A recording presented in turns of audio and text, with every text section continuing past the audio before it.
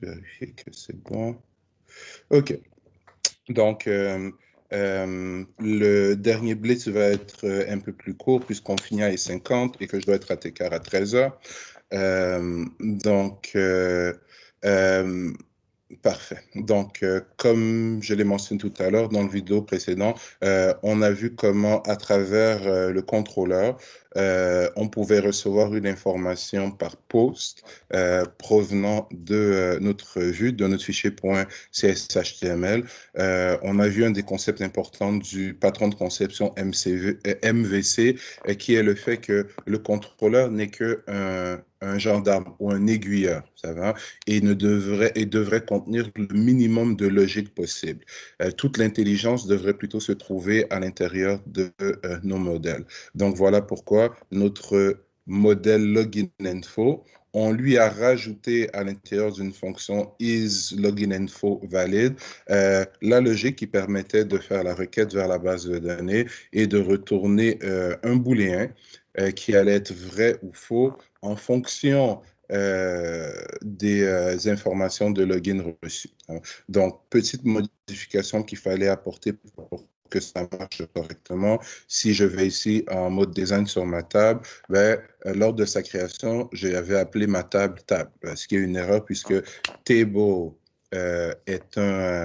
est un mot-clé SQL, donc on ne peut pas nommer une table table. Donc, lorsqu'on a exécuté le tout, l'exception qu'on a eue était qu'il y avait une erreur proche du mot table dans notre requête, ce qui est tout à fait normal. Donc, si vous changez le nom de la table, que vous régénérez la base de données, que vous adaptez la connection string, il n'y a pas de problème, ça roule.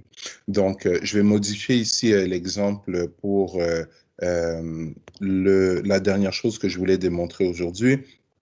Donc, ce que je voulais démontrer maintenant, c'est comment est-ce qu'on peut créer une vue qui affiche l'information contenue à l'intérieur d'un tableau d'objets.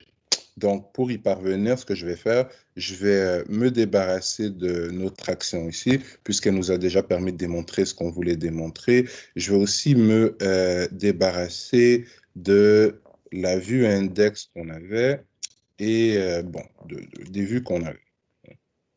Donc, j'ai déjà dans mon dossier modèle le modèle logininfo. Donc, ce que je vais faire, c'est que juste ici,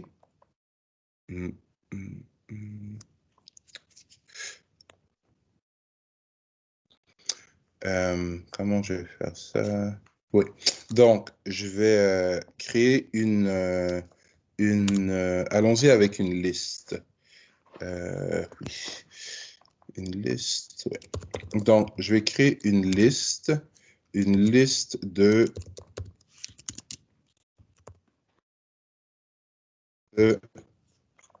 login info. Je vais appeler ls pour liste égale new liste de login info. Donc, ma liste, elle est créée ici. On voit que la liste en C# est typée un peu comme l'ArrayList en Java est typée, alors que l'ArrayList en C# n'est pas typée et que en Java, c'est la liste qui n'est pas typée. Mais bref. Donc, dans cette liste, je vais ajouter plusieurs objets de type login info. Donc, on simule ici quoi? On simule une requête qu'on aurait fait sur la base de données pour récupérer le username et le password de plusieurs utilisateurs. Ça va? Donc, je vais faire ici ls.add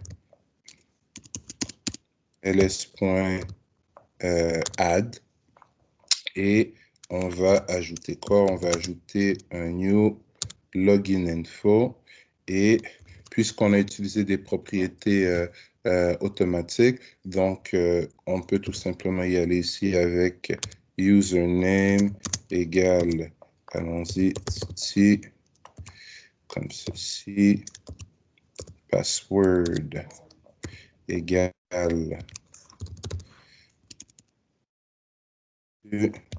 créons-en un deuxième. Donc, ça, c'est le premier. Allons-y avec un deuxième. CTRL-C. W. Donc,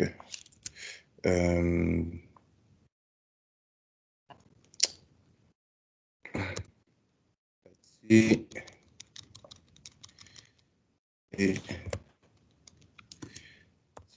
bon. Donc, j'ai deux objets. Ces objets, je pourrais les mettre dans un view bag, ça va, parce qu'on sait qu'on peut passer des informations à travers un view bag et les récupérer. Le problème, c'est que le view bag ne me donne pas accès à de l'autocomplétion. Donc, je peux faire des erreurs, pas de syntaxe, mais d'orthographe en retapant le nom des propriétés ou des objets qui m'intéressent. Donc, souvent, quand on va vouloir passer un tableau d'objets, ben, on va préférer passer ce tableau d'objets en paramètre à la méthode view. Donc, OK. Donc, allons-y. C'est ls qui m'intéresse ici, que je vais passer en paramètre, et je vais envoyer, je vais add view. C'est bon. On pourrait utiliser un template de type list. Tiens. Et je vais sélectionner login info, qui est mon modèle. Donc, je veux afficher des objets de type login info. Je vais faire add et regardons ce qui a été généré. On a un IEnumerable de login info. Moi, ce que j'ai passé, c'est une liste de liste info. Donc, si la classe list implémente l'interface IEnumerable, il n'y aura pas de problème. Ça va? Mais si la classe login info n'implémente pas l'interface IEnumerable, ben, le type de données qu'on a passé en paramètre ici ne matche pas le modèle que notre vue s'attend à recevoir, donc probabilité d'explosion. Vous savez quoi? Lançons et voyons d'abord ce que ça nous génère. Quand je dis est-ce que la classe list implémente IEnumerable, ben, la relation d'implémentation, c'est la flèche d'interface qu'on a vue ensemble en classe la semaine dernière. Et regardez, c'est pas magnifique tout ça? Donc, je n'ai absolument rien fait. Ça va? J'ai passé en paramètre un tableau d'objets, une liste d'objets plutôt, et automatiquement, ben, j'ai du code HTML qui me permet de faire quoi? Qui me permet d'afficher dans ma page, de lister sous forme d'un tableau, par exemple, les informations stockées dans chacun des objets se trouvant dans ma liste. Et Edit, Detail et Delete, ben, ce sont des liens qui ont été rajoutés automatiquement par le framework qui se trouvent où? Donc, la classe HTML a une méthode ActionLink qui me permet de créer un hyperlien, donc une balise A. Avec ces différents paramètres, ben, je peux spécifier le texte qui apparaît sur l'hyperlien. Je peux spécifier le nom du contrôleur et le nom de l'action dans le contrôleur qui doit être appelé lorsqu'on clique sur ce lien. Donc, tout ça, c'est magnifique, c'est généré automatiquement. Mais on a aussi vu la semaine dernière comment est-ce qu'on pouvait avoir accès au modèle qui était passé en paramètre à une vue. Donc, si je m'amuse à, si vous permettez, à effacer le code qui a été généré automatiquement pour moi juste ici et à dire que, bon, pour ma part, pour faire ça simple, je pourrais générer un tableau dynamiquement, mais je vais tout simplement générer une liste, ça va? Une liste ordonnée, disons, dans laquelle, sur chacune des lignes de ma liste, ben, on va avoir les informations d'un des des informations de login d'un des utilisateurs qui se trouve dans notre liste d'utilisateurs. Je répète que les utilisateurs ici simulent un ensemble d'informations qu'on aurait récupérées de la base de données. On se souvient que lorsqu'on faisait du link to SQL, quand on faisait une requête de type select, c'est un iQueryable qu'on recevait. Donc, l'interface iQueryable qui définissait un tableau, une espèce de tableau dynamique d'objets. Alors que quand on faisait du link to object, c'est un IEnumerable qu'on recevait. Et bref, voici le fameux IEnumerable qui revient nous hanter ici. Ça va? Donc, quand vous voyez un I majuscule devant un nom de classe en .NET, c'est que on est en présence d'une interface qui définit plusieurs méthodes abstraites. Donc, le type de données list en C# implémente l'interface IEnumerable, donc ça l'oblige à override plusieurs méthodes définies dans cette interface. Et tous les types de données .NET qui implémentent IEnumerable sont des types de données à travers lesquels on peut itérer avec une boucle for each. Donc, ce que je vais faire ici, regardez bien. Donc, je vais créer une ordered list. Donc, une liste ordonnée.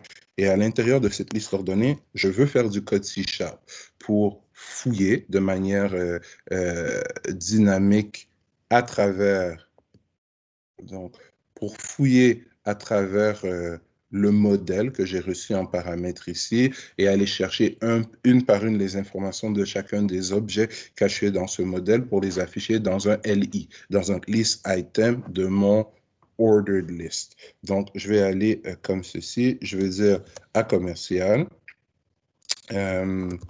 for each. À commercial, pourquoi? Parce que c'est une expression Razor que je suis en train de créer. Donc, une expression Razor, c'est un bout de code C#. C'est un bout de code C# qu'on mixe dans du HTML. Donc, à commercial. For each. Allons-y. Donc, for each quoi? Donc, moi, ce qui m'intéresse, c'est for each.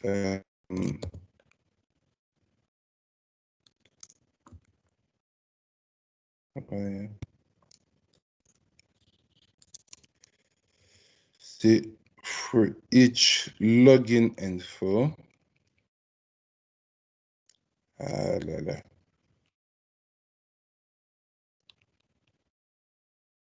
Et il ne trouve pas pourquoi. For each. Ah, d'accord. Puisque ce n'est pas le type login info qu'on a déclaré, mais un IEnumerable de login info, c'est pour ça qu'on ne le voit pas. Donc, ce que je dois faire ici, c'est donner le nom complet, ça va. For each login info element,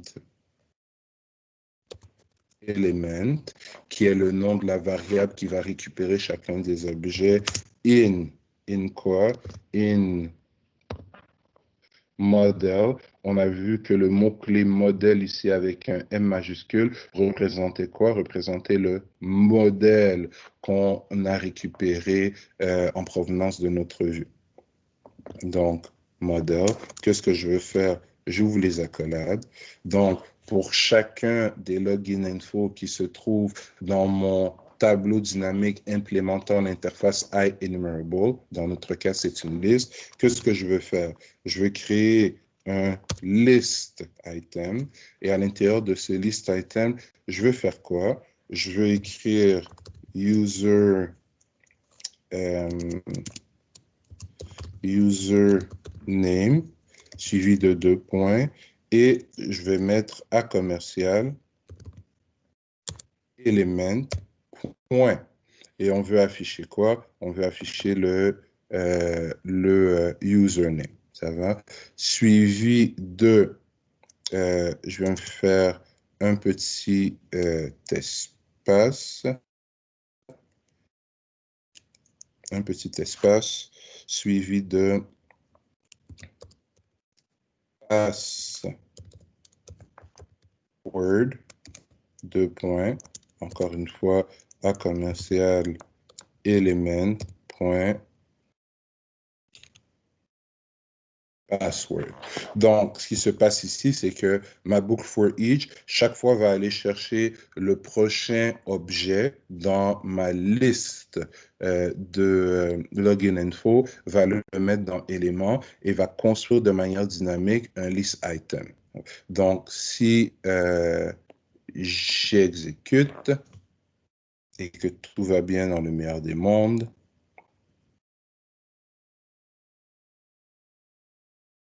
voilà. Donc, username Titi, password Titu, username Tati, password Tito. Donc, je répète. Donc, si je retourne dans mon contrôleur, ici, on a généré un tableau d'objets, ça va? Pardon, on a généré une liste d'objets. La classe list implémente l'interface enumerable, ce qui fait que la vue générée de manière automatique, excusez-moi ici, ben, puisque je lui passe une liste de login info, ben, je déclare un IEnumerable login info. J'aurais pu déclarer aussi liste login info, mais IEnumerable est un type beaucoup plus général qui englobe tous les types de tableaux dynamiques. Donc, si c'est une array list que j'avais passé en paramètre, ça aurait marché aussi en réalité. Ou si c'était le résultat d'une requête link to object, donc il peut me retourner un tableau de plusieurs objets différents basés sur un critère de sélection. Encore une fois, ça aurait marché. Et donc, on a vu qu'on peut mixer du code HTML et C# en déclarant ce qu'on appelle des expressions razor. Donc, un A commercial suivi d'un objet C#. Et on a accès à ses propriétés par la suite, ou un A commercial suivi d'une structure de répétition ou de décision à l'intérieur de laquelle on peut générer de manière dynamique du code HTML. Donc, encore une fois, en retournant dans mon contrôleur, la fameuse array list qui est ici, j'aurais pu la remplir avec des objets de type login info contenant de l'information que j'aurais récupérée de la base de données à partir d'un select.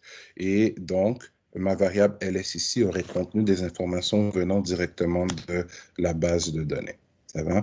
Donc, je vais stopper ma démo ici pour aujourd'hui. Donc, je crois que dans ce petit vidéo, il y a un bon résumé de ce qu'on a fait la semaine dernière, de ce que je vous avais déjà demandé de regarder sur le canal YouTube et de plusieurs nouvelles syntaxes intéressantes. Donc, jeudi matin, le premier 45 minutes de cours, on va faire un petit résumé. On va présenter notre premier énoncé de laboratoire qui va vous permettre de mettre en pratique là, les différentes notions dont on a parlé jusqu'à maintenant. Donc, je vous demande de re-regarder les 3 petites vidéos qu'on a réalisées ensemble aujourd'hui. Il y en avait 3 si je ne me trompe pas, plus le vidéo sur les opérations CRUD en ligne to SQL qui était fait dans un projet Webform, mais ça ne change rien. Ce n'est pas le Webform qui m'intéresse, mais la syntaxe link to SQL, puisque c'est la même. Ça va? Et c'est toutes ces notions qu'on va combiner ensemble pour notre premier laboratoire. Ça va tout le monde? Oui, parfait. Parfait. Oui. Donc, super. Donc, je stoppe l'enregistrement pour aujourd'hui.